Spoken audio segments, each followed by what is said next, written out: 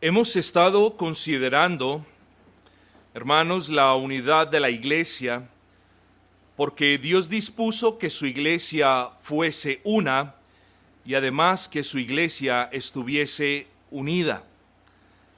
Tal y como las tres personas que subsisten en la esencia divina están unidas y de hecho son solo un Dios vivo y verdadero, así también la Iglesia Universal de Cristo está unida. Y por ende, nosotros como iglesia local somos llamados a mirar, a agradecer y a conservar, preservar esa unidad. En días pasados hablamos de las características de la unidad en la iglesia local. Esto es importante recordarlo. Recuerden que cuando hablamos de esas características de la unidad en la iglesia local, dijimos que en primer lugar, la unidad se caracteriza porque trasciende las diferencias entre nosotros.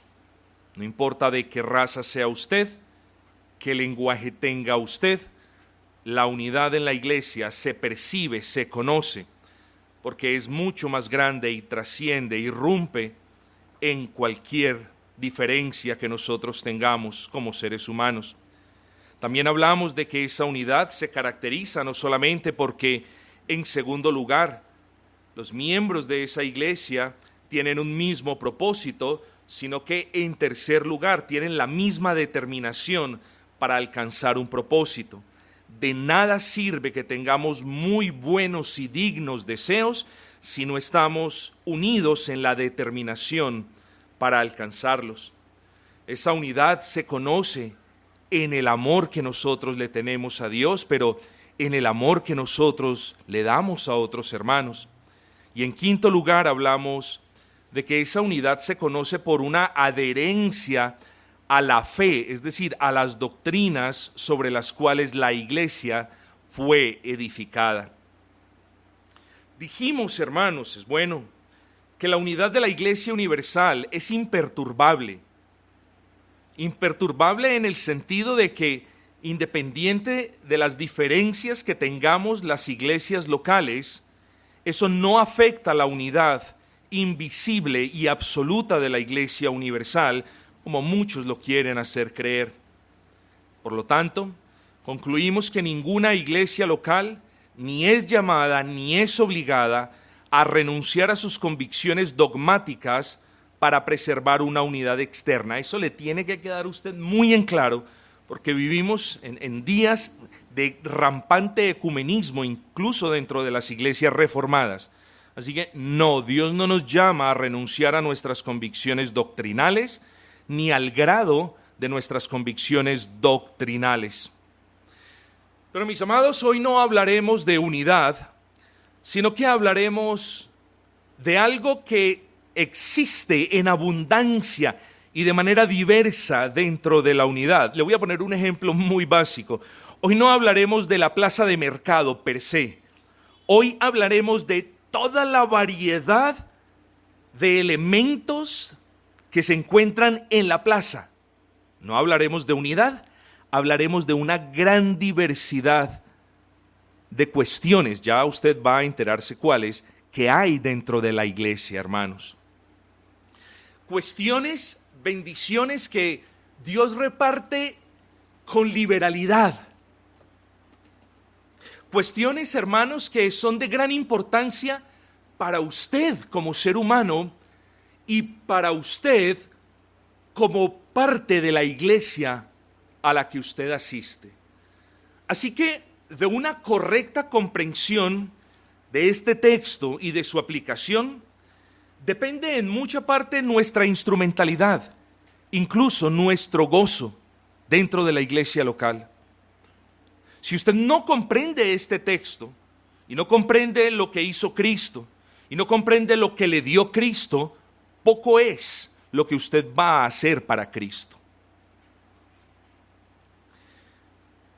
Abramos nuestras Biblias en esta mañana en el capítulo 4 de la carta del apóstol Pablo a los Efesios, capítulo 4, versículo número 7.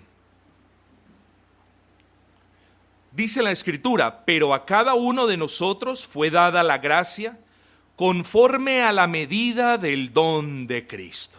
Pero a cada uno de ustedes se le fue dada gracia, ¿en qué medida? Conforme a la medida del don de Cristo. El título que nosotros tenemos para la palabra en esta mañana es la diversidad de dones en la unidad de la iglesia. La diversidad de dones en la unidad de la iglesia. Y préstele atención a este mensaje, porque yo sé que a usted le va a servir. Creo que es correcto, mis amados hermanos, afirmar que Dios no nos da cosas que no necesitamos. Piensen eso. Nosotros, ustedes, son los que compran cosas que quieren, pero no que necesariamente, y me perdonan la redundancia, necesitan. Hay una gran diferencia con eso. Dios le da a usted lo que necesita. Ustedes en ocasiones compran cosas que quieren, pero que realmente no necesitan. Dios no necesariamente le da a usted lo que quiere. Dios siempre le da a usted lo que usted necesita. Compramos cosas que queremos, pero que no siempre necesitamos. En ocasiones, algunos dejan de adquirir cosas que de veras necesitan para comprar cosas que quieren. Note la diferencia. Yo quiero esto es diferente a yo necesito esto. Note la diferencia. Pero eso no sucede así con Dios, mis amados hermanos.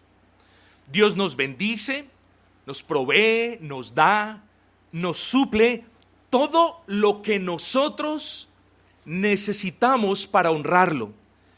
Y yo creo que ninguno de los aquí presentes, ninguno tiene como deseo venir a la iglesia, congregarse con la iglesia para cuestiones de tipo carnal. Yo creo que ninguno en la iglesia vino porque yo me quiero sentir bien el día de hoy. Yo creo que todos venimos porque queremos honrar a Dios. Y yo creo que todos vivimos para honrar a Dios. Y yo creo que cada uno de nosotros nos levantamos en la mañana pensando de qué manera yo voy a honrar a Dios. Bueno, para honrar a Dios hay que tener la gracia de Dios. Y por eso lo dije anteriormente. Nuestro buen y gran Señor nos da todas las cosas que necesitemos para honrarlo. Así que si usted en realidad desea honrar al Altísimo, créame lo que le estoy diciendo, que Dios suplirá todas las cosas que les hagan falta conforme a sus riquezas en gloria, porque esa es una promesa escrita en la palabra. Puede que en ocasiones tengamos algunas dificultades para comprar algo que realmente necesitamos. Puede que en otras ocasiones tengamos algunas carencias, bien sea porque Dios nos pruebe o por otras razones. Pero cuando nosotros queremos, estamos involucrados en el negocio de honrar a Dios, créanme, hermanos, que todo lo que le pidamos a Él en el nombre de Cristo, Él se lo concederá a su pueblo. Noten las cosas a las que Dios nos llama, mis amados.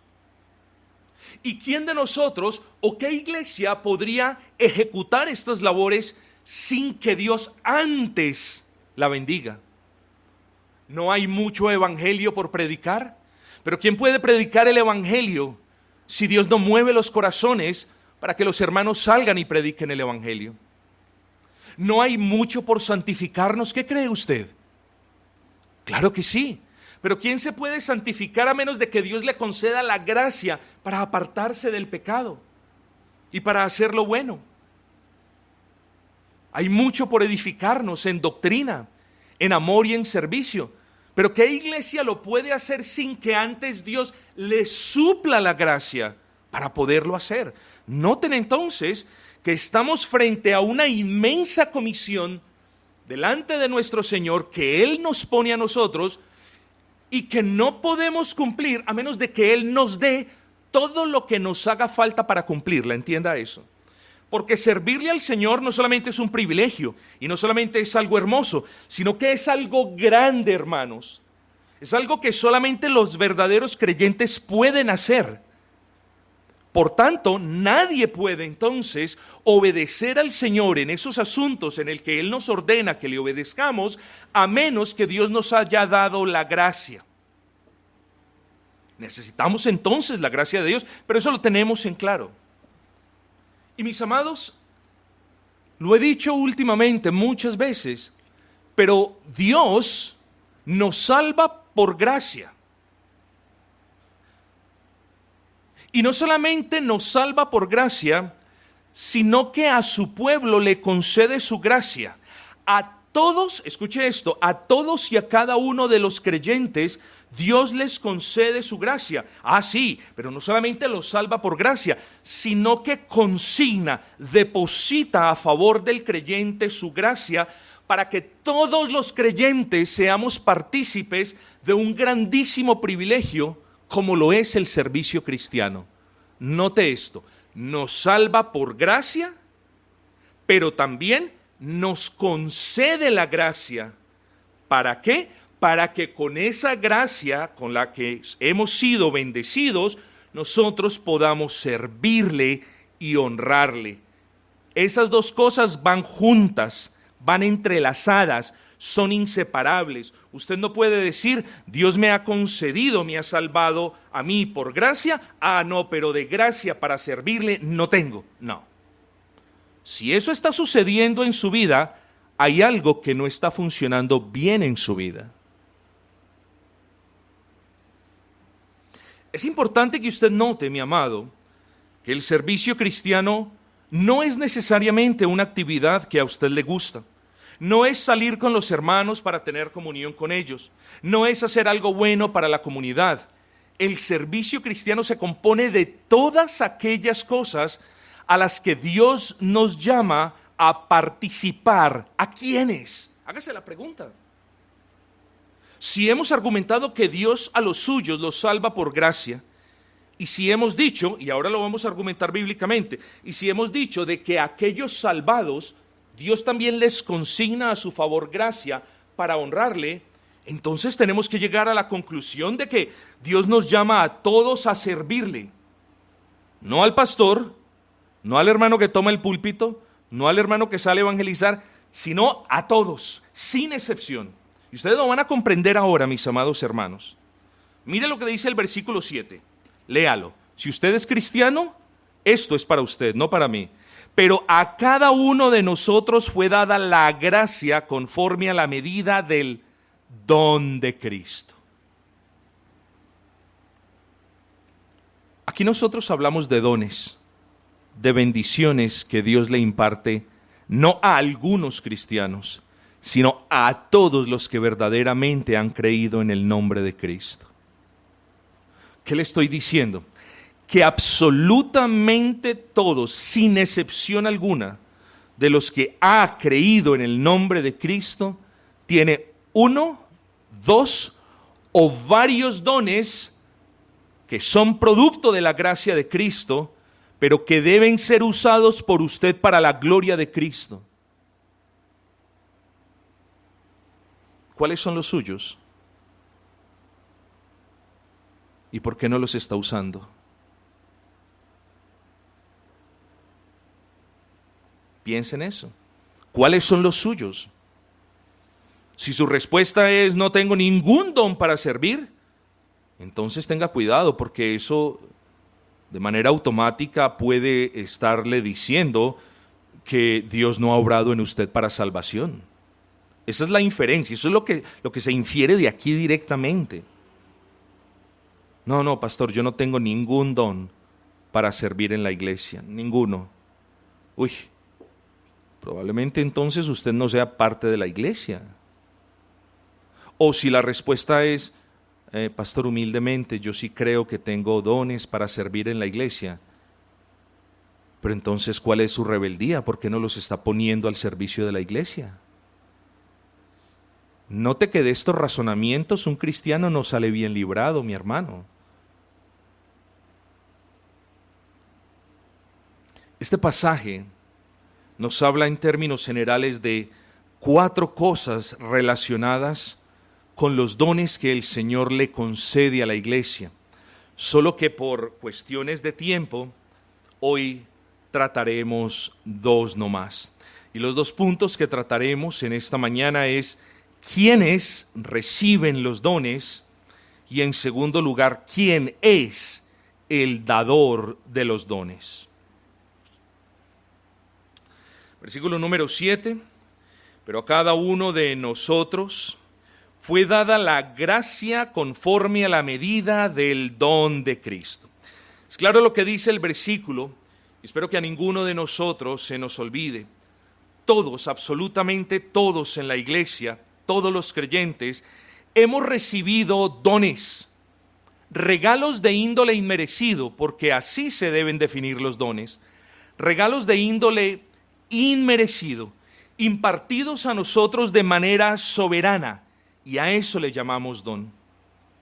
Este todos es un todos absoluto, es decir, no puede existir ningún creyente a quien Dios haya verdaderamente salvado, pero a quien Dios no le haya dado un don para que lo ponga a servicio de la iglesia local.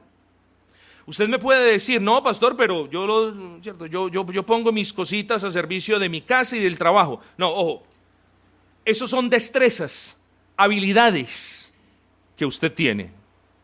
Los dones se ponen al servicio de la iglesia, hermanos. Los dones se ponen al servicio de la iglesia para la gloria de Cristo. Lo que usted hace en su trabajo de manera hábil, esas son destrezas, habilidades, aptitudes. En la iglesia venimos a traer los dones y a honrar a Cristo por medio de esos dones. Y una de las cosas, mis amados hermanos, cuando los hermanos leen este versículo 7, es que piensan de los dones como, los dones del pastor, o los dones de este hermano o de aquel otro que toma el púlpito, o el gran don que tienen las hermanas que enseñan en la escuela dominical, o el de los hermanos que salen a evangelizar. Piense que Dios le ha dado a usted un don, comience por eso. Que quizás por usted no pensar en eso, o por no conocer bien esto, usted no le ha dado mucha mente, mucha atención.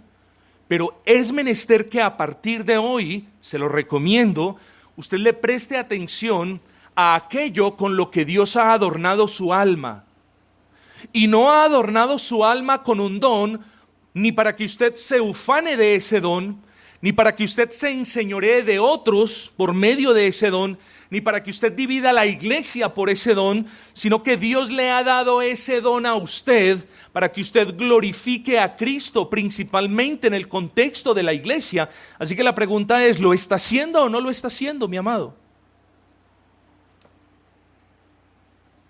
Esos dones que Dios le da a la iglesia. Recuerden el ejemplo básico de la plaza de mercado y la multitud de legumbres y frutas. Bueno, puede que en una iglesia Dios imparta un mismo don a diferentes hermanos, eso sucede. Pero lo que se ve en la iglesia es una gran diversidad de dones, de bendiciones en cada hermano. Unos dones pueden ser más visibles, más notables que otros. Pero tengamos cuidado, porque ahorita se los dije, los dones no son para ufanarnos de ellos, ni para enseñorearnos de otros hermanos, ni para alardear de ellos para que otros hermanos se vean como si saben menos. Los dones son para ponerlos al servicio de Cristo, mis hermanos. Y vuelvo y le pregunto a usted, ¿cuál es su don y cómo lo está usando? Porque el versículo 7 es claro. A cada uno de nosotros se nos fue dada una gracia, un don. No piense entonces, mis amados, en lo más o menos visibles que sean unos dones en comparación con otros. Piense en que Dios los ha repartido de manera soberana. Yo conozco hermanos que se han empeñado por tiempo en preparar un sermón. No han podido. Pero esos hermanos que no han podido preparar un sermón son más diligentes que media iglesia juntos. Y conozco otros hermanos que preparan sermones y que no tienen otros dones. Y miren entonces cómo Dios de manera soberana le da a unos dones y a otros otros. Los que no tienen lo que usted tiene se benefician de que usted ponga al servicio de la iglesia lo que usted tiene, porque a la vez usted se va a beneficiar de los dones que usted no tiene, pero que otros sí tienen y que ponen al servicio de la iglesia. Esto no es, hermanos, una cuestión de alardeo ni de desfile de dones. Esto es una cuestión de conciencia en el que nosotros como iglesia agradezcamos por la diversidad de dones que el Señor nos ha dado, que los preservemos, que los cuidemos, pero que los pongamos en obra, hermanos, que los ejecutemos en el servicio cristiano para la gloria de Dios y el beneficio de la iglesia.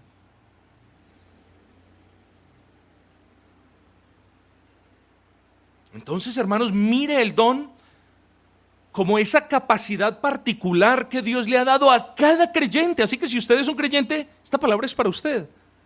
A cada creyente le ha dado una capacidad para hacer algo, incluso a unos ni para hacer, sino para que sean de grandísima bendición para otros por medio de sus palabras. Eso es un don. Y otros quizás no tengan el don de hablar mucho y de hacer ciertas cosas, pero tienen otros dones como el don de la liberalidad o de la dadivosidad. Hay dones diversos en la iglesia. El hecho de que usted sea alguien dadivoso no dice, bueno, yo ya soy dadivoso, no voy a procurar más dones. No, toda la iglesia, hermanos, en nuestra diversidad, haríamos bien en procurar más dones de parte del Señor. ¿Continúa dando dones el Señor a su iglesia? Desde luego que sí. ¿Qué tipo de dones? Ya lo veremos. Pero yo le quiero hacer la pregunta entonces, ¿es usted verdaderamente consciente de que Dios le ha dado algo para que lo glorifique en el contexto de la iglesia? ¿O usted nunca había pensado en eso? Yo le hablo al corazón de los hermanos que no han estudiado mucho. Yo le hablo al corazón de los hermanos que no son muy sabidos en asuntos de cultura general. Yo le hablo a los hermanos que ni siquiera terminaron quizás un bachillerato. Yo le hablo a aquellos que no pudieron avanzar mucho en sus carreras universitarias y las dejaron truncadas. Yo le hablo a las personas que vienen del campo también, a aquellos que no tienen mucho conocimiento, que difícilmente pueden hablar y duramente pueden escribir. Si usted es un cristiano, no se sienta menos que los demás. En usted Dios también ha obrado. Y sería un gran error para su alma decir, yo no tengo nada que aportarle al avance del reino de Cristo. Pero también le hablo a los universitarios, a los que hablan mucho, a los que se creen doctores de la ley, a los que pretenden influenciar siempre a otras personas, opacando a otras, a aquellos que creen que todo lo conocen. A esos también les hablo hoy y les digo, tengan cuidado, porque un don no es algo que esté en usted de por vida, es una gracia de Dios. Y si con su don usted está hiriendo a otros hermanos, maltratando a otros hermanos, segregando entre hermanos que conocen y no conocen tanto como usted está dividiendo la iglesia de Cristo. Y los dones, entre otras cosas, son para edificar la iglesia, no para destruirla. Son para conservar la unidad, no para dividirla. Tenga cuidado con eso.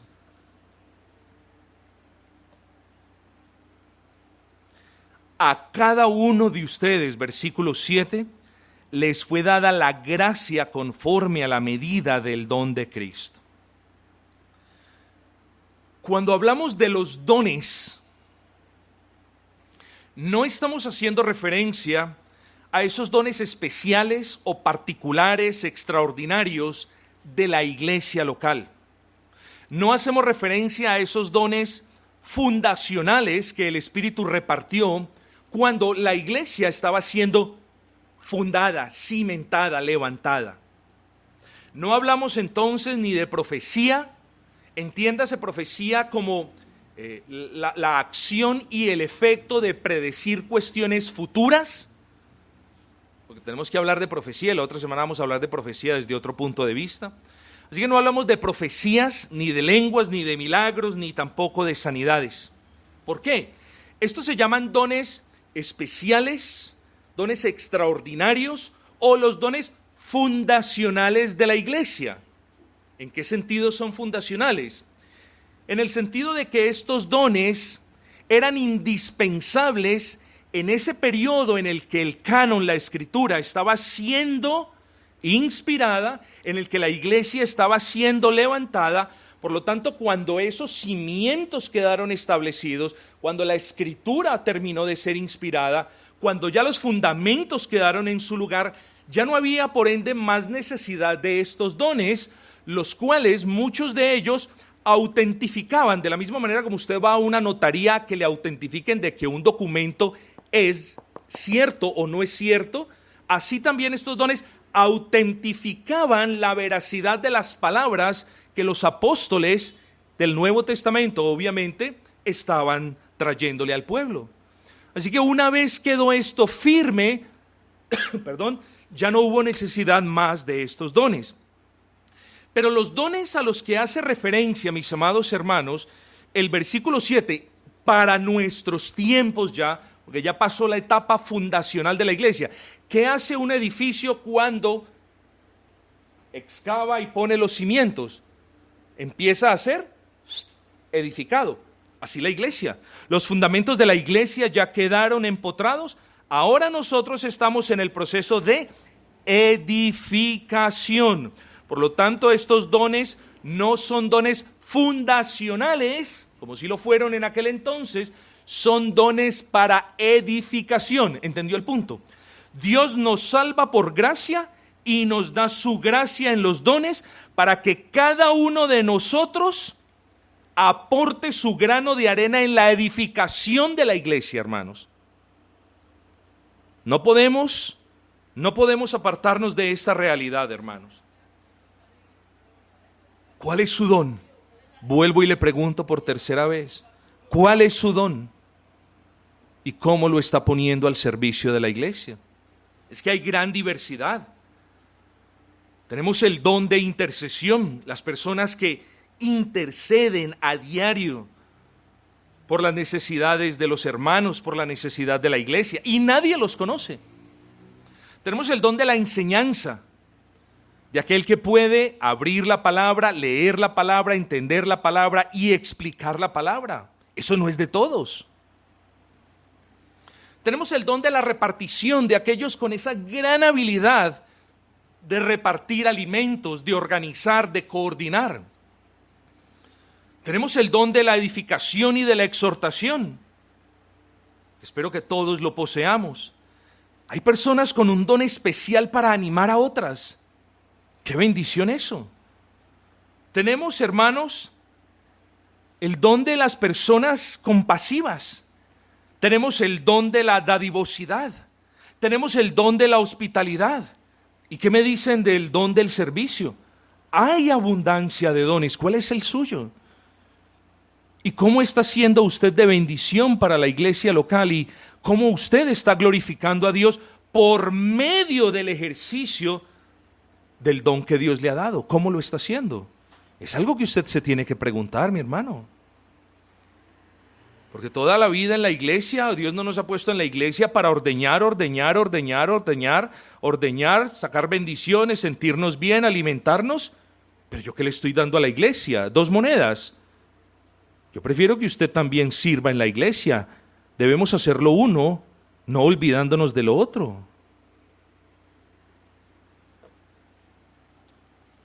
Luego, mis amados hermanos, usted puede entender, yo creo que no es difícil de que usted comprenda que la iglesia sufre cuando, habiendo gran diversidad de dones, no hay disposición de espíritu. La iglesia sufre. Que usted no sufra quizás porque anda endurecido de corazón es una posibilidad. Pero la iglesia sufre porque Dios le ha dado a la iglesia lo que la iglesia necesita para honrarlo a Él. Y algunos en la iglesia no tienen la disposición para servir al Señor. De nuevo, mis amados hermanos, Dios no nos ha dado los dones para hablar de ellos, o para enmarcarlos, o para exhibirlos, o para que se pase el resto de su vida diciendo, sí, tengo un par de dones, pero pues bueno, vamos a ver cuándo. No, mis amados hermanos, yo creo que si usted es un verdadero creyente y si Dios le ha dado un don a usted, yo lo llamo hoy con amor al arrepentimiento, porque esto no se puede definir de otra manera, sino usted está en pecado. Pecado no solamente es hacer lo malo, pecado es también no hacer lo bueno. Y si Dios le ha dado a usted la capacidad para hacer lo bueno y usted simplemente no lo hace, yo lo llamo al arrepentimiento en verdad. Y lo llamo al arrepentimiento porque el hecho de que usted no esté ejecutando sus dones o poniendo al servicio de Cristo y de la iglesia sus dones, usted está perjudicando el avance de Cristo. Así que no solamente usted perjudica a la iglesia, sino que perjudica el avance de Cristo. Ah, pastor, pero ¿yo qué voy a hacer? Si salgo 2 horas cada día del Señor a evangelizar, ¿qué tanto yo puedo colaborar? ¿Usted qué va a saber? ¿Usted qué va a saber de cómo Dios lo va a usar? ¿Usted qué va a saber de cuántas almas van a venir a los pies de Cristo por una palabra suya? ¿Qué lo sabe usted? No, deje la pereza y el abandono y el dejamiento. Porque debemos, hermanos, poner al servicio de Cristo y de su cuerpo aquellas cosas con las que Dios nos ha bendecido. Es importante, pues, por favor, que cada uno de ustedes valore lo que Dios le ha dado, valore la salvación, ame a Cristo que lo salvó, mire el carácter inmerecido de lo que hizo Cristo nuestro Señor por usted, ame eso, valore en eso, piense en eso, gócese en eso. Pero también piense en lo que a usted le toca hacer, hombre. No solamente piense en lo que Cristo hizo por usted. Piense en lo que ahora Él lo llama a hacer a usted para el avance de su causa. No sea desagradecido, hermano. No sea perezoso. Hay muchas cosas que hacer aquí. Todos los dones con los que Dios ha bendecido a su pueblo son necesarios. ¿Usted cree que Dios le va a dar algo a la iglesia que la iglesia no necesite? No. ¿Usted qué va a saber que lo que Dios le ha dado a usted sea lo que necesite la iglesia? ¿Por qué no lo pone al servicio del Cristo? No, tenemos que ponernos serios con estos asuntos, mis hermanos. Aquí hay verdades hermosas. Aquí el Señor nos recuerda de que todo lo que Dios ha hecho en nosotros y todo lo que Dios nos ha dado a nosotros, eso, todo, sin excepción, es necesario para el buen funcionamiento de la iglesia. Claro, nunca despreciemos a otro hermano que tenga un don que en sus ojos sea menor. Nunca lo vea de esa manera. Sea humilde y reconozca que Dios puede obrar en otras personas de una manera más poderosa y evidente de lo que obra en usted. O si Dios obra en usted de una manera evidentemente poderosa, ¿cuánto más humildad debe tener? Hermanos, vuelvo y le pregunto, ¿cuál es su don? ¿Qué es lo que Dios le ha dado a usted y cómo lo usa usted para la causa de Cristo? Habiendo establecido pues que Dios bendice a todos los creyentes, ahora hablemos de quién da esos dones. En algunos pasajes de la Escritura, mis amados hermanos, encontramos que los dones son dados por el Padre. Recordemos el versículo de Santiago 1:17, toda buena dádiva y todo don perfecto desciende de lo alto del Padre de las luces. En otras ocasiones, por ejemplo en 1 Corintios capítulo 12, vemos que el Espíritu Santo es el dador de los dones. Y luego venimos, estimados hermanos, aquí a la carta del apóstol Pablo a los Efesios y nos damos cuenta de que Cristo es quien da los dones. No se confunda. El dador de los dones es Dios. y siendo Dios un Dios trino, sigue que cada uno de los miembros de la Trinidad son soberanos para repartir dones conforme lo que ellos dispongan. Así que por ese lado no se preocupe. Pero vengamos, hermanos, de nuevo al versículo número 7. Pero a cada uno de nosotros fue dada la gracia conforme a la medida del don de Cristo. En este pasaje, mis amados, yo sé que es evidente, usted lo puede ver. El apóstol está resaltando la supremacía de Cristo como libertador de la iglesia y al mismo tiempo como el dador de los dones de la iglesia. El versículo 8, por lo cual dice, subiendo a lo alto, llevó cautiva la cautividad y dio dones a los hombres. Muchos dicen que esta es una cita parcial del Salmo 68. Lo creo, con eso no hay problema. Con lo que hay problema en algunos cristianos es con los pasajes que siguen. Versículo 9. Y eso de que subió, ¿qué es sino que también había descendido primero a las partes más bajas de la tierra? ¿Qué significa eso de que Cristo descendió a las partes más bajas de la tierra? Bueno, mis amados hermanos, muchos argumentan que Cristo descendió a los infiernos simplemente porque un credo conocido como el credo apostólico así lo afirma. Parte del credo apostólico reza, descendió a los infiernos y resucitó al tercer día. Pero aquí tenemos que tener cuidado, mis amados hermanos, porque ninguno de nosotros puede tomar una postura teológica simplemente porque alguien lo dijo. Primero, este credo que nosotros conocemos como apostólico es hermoso, digno de ser leído, de ser considerado, como también nuestra confesión es digna de ser leída y considerada. Segundo, este credo apostólico no lo escribieron los apóstoles, para que usted lo comprenda. Si ellos lo hubiesen escrito y lo hubiesen dejado aquí, uno ya diría, ahora sí, ya está claro, aquí no hay nada que argumentar. Pero es un documento laico, no es un documento divinamente inspirado. Y tercero, fue escrito 300 años después del tiempo de nuestro Señor. Así que, considerando todos estos asuntos, nadie puede decir, es que como el credo apostólico dijo que Cristo descendió a los infiernos, entonces sí, Cristo descendió literalmente a los infiernos. No, esa no es el punto y no puede ser el argumento. Y luego tenemos algunos, muchos dicen, es que son muchos reformadores. No. Sí son varios, pero no son la mayoría. Y luego tenemos algunos reformadores, algunos eruditos que dicen que efectivamente Cristo sí descendió de manera literal al infierno. Yo voy a abrir un paréntesis, hermanos. ¿Qué significa esto? Muchos creen, hermanos, que las almas de los santos del Antiguo Testamento, a ver, yo se los explico un poquito mejor.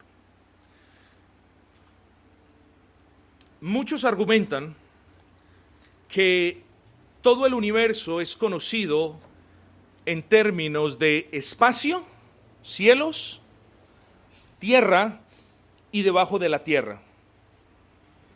En los cielos está Dios, en la tierra estamos nosotros y debajo de la tierra está Satanás y sus demonios.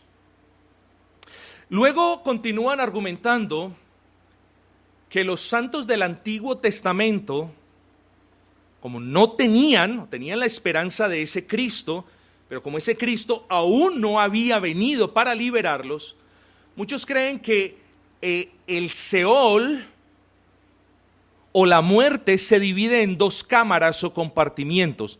Esto lo leí y esto lo sé porque es la postura general. Y dice, la muerte está dividida en dos compartimientos o en dos cámaras. ¿De dónde lo sacan? No lo sé. Una cámara inferior y una cámara superior. En la cámara inferior están Satanás, los demonios y las almas de los no creyentes, están atrapadas allí. ¿Cierto?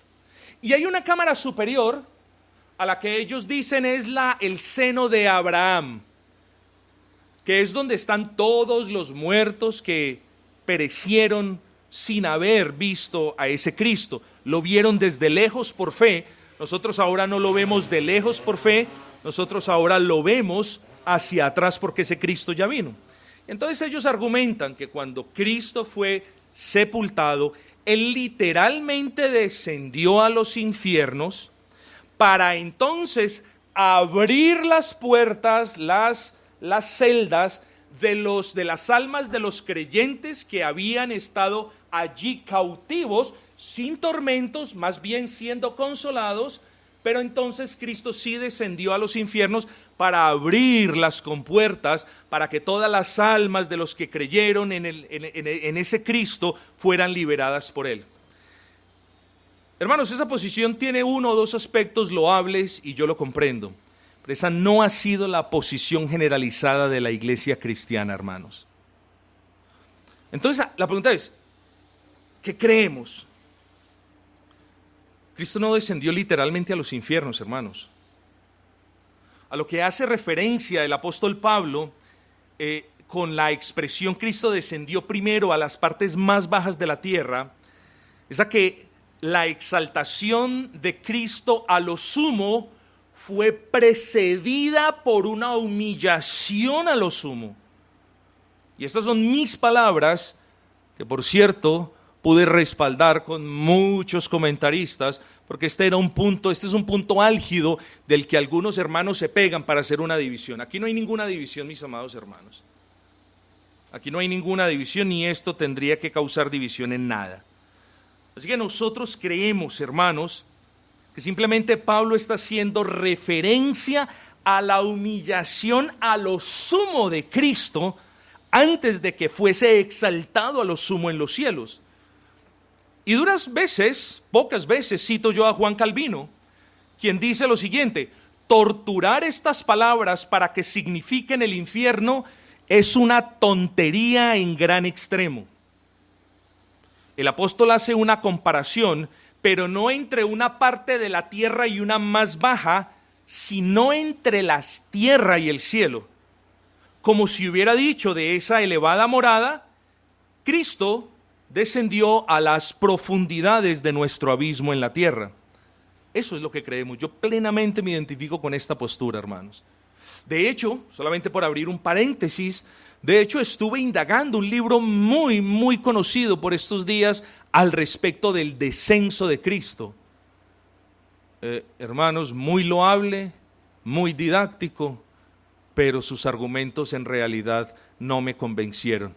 Gracias al Señor, me mantengo en esa postura, les recomiendo que la consideren, pero aquí no hay pierde alguno, hermanos. El apóstol está haciendo una comparación entre la exaltación de Cristo a lo sumo, que fue precedida por esa humillación de Cristo a lo sumo.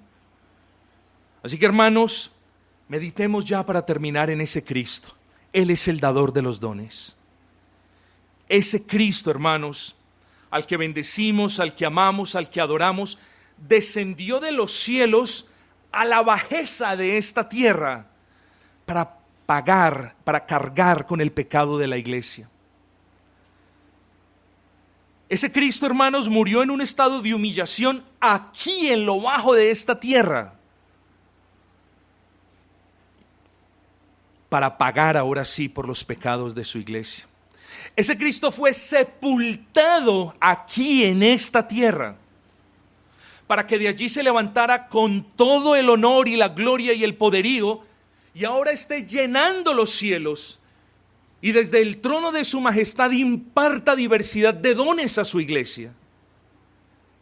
Ese Cristo que se humilló, mis amados hermanos, y ese es el punto del apóstol en los versículos 7 y 8. Ese Cristo que se humilló, subió a los cielos para llenarlo todo, para gobernar la iglesia, para gobernar el mundo entero y para darnos a nosotros lo que necesitamos para honrarlo.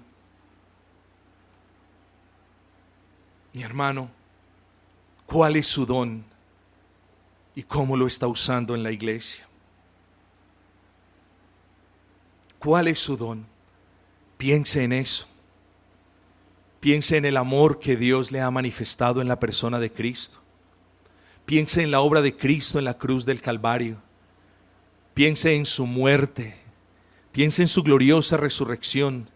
Piense en su señorío.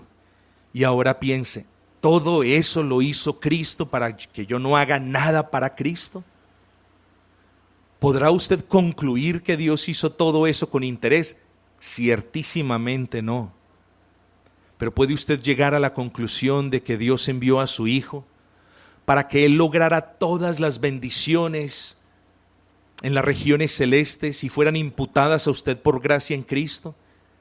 ¿Puede usted pensar en eso, pero no pensar en que Dios le dio dones a usted para que usted le sirviera a Cristo? No, no puede pensar. Así no piensa un cristiano, mi amado. No es posible afirmar que Cristo haya muerto por usted y a la vez decir que usted no tiene nada con lo que pueda honrarle. No tiene sentido decir que Cristo sí murió por usted, que Él sí le dio un don, pero que usted no tiene el deseo de ponerlo a servicio de la iglesia. Eso no tiene sentido tampoco. Hoy los llamo al arrepentimiento, mis amados hermanos, a todos aquellos entre ustedes que teniendo la convicción de ser cristianos, no hacen nada para Cristo, nada. Eso es pecado en caso de que usted no se haya dado cuenta. Pero además de llamar al arrepentimiento, a aquel que recibe el llamado al arrepentimiento, yo le hago un llamado a todos los hermanos aquí presentes para que agradezcan más por ese don que Dios les dio, para que aprecien más esos dones que Dios le ha dado a otros hermanos, para que sean más humildes, pese a que Dios ha embellecido sus almas con esos dones, para que sean más humildes y no ostenten esos dones para demeritar a otros, sino que los pongan al servicio de otros para la gloria de Dios. Así honramos al Dios que nos ha bendecido con la unidad. En medio de la diversidad de dones, he aquí una iglesia unida, pero una iglesia en la que faltan algunos por servir al Señor, por poner sus dones a disposición del cuerpo de Cristo. ¿Quiénes son? Cada uno de ustedes lo sabe.